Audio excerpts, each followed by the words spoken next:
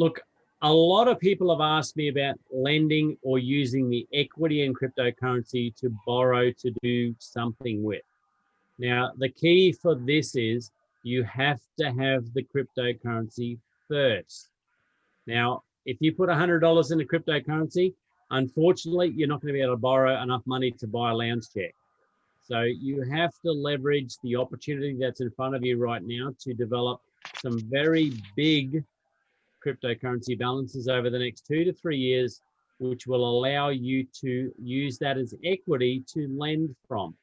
Now, there are a lot of companies starting, and I would highly recommend do not get involved with any of those companies right now.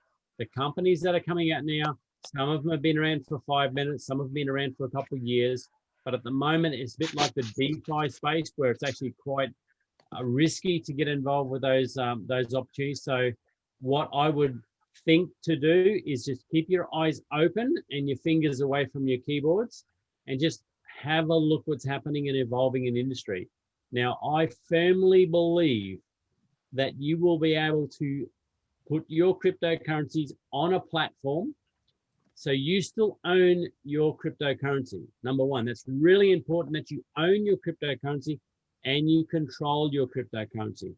So as an example, if you had $1 million worth of cryptocurrency, you put it on some platform that you, number one, trust, and they lend you $1 million worth of fiat currency, and they hold your Bitcoin, Litecoin, Ethereum, whatever the coins you have, they hold your coins as like a mortgage on your property that you have now. And you can do whatever you like with that money, except you have to pay it back.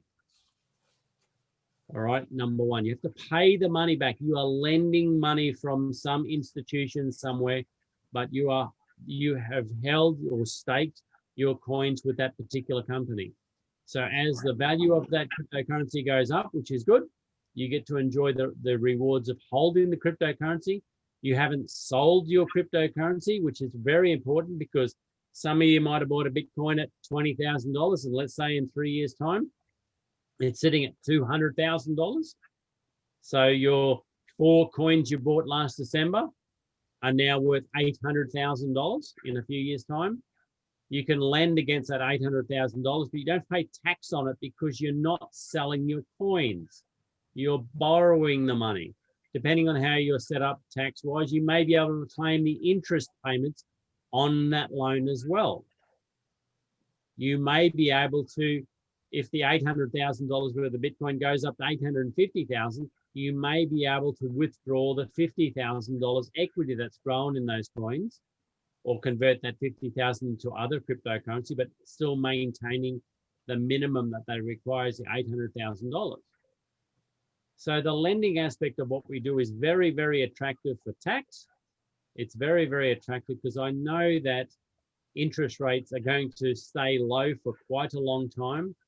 The industry is evolving a lot, not really with Bitcoin, but with Ethereum and all the ERC20 tokens, a lot of other tokens, there's going to be staking. So you may get staking rewards. You still get to own your coins. You can borrow against those coins. And you could probably, if you're smart and you had a really good accountant and good tax advice, you could actually claim the interest as a tax deduction on all of that. And you don't pay a capital gains tax on unrealized profits. So if you are paying $20,000 a year tax, interest on a loan, and you liquidate $20,000 a year to pay off that loan, then on that particular component, the tax would be absolutely minimal. So this is an area that I would look at of high interest, but do not take any active participation in it for at least a couple of years.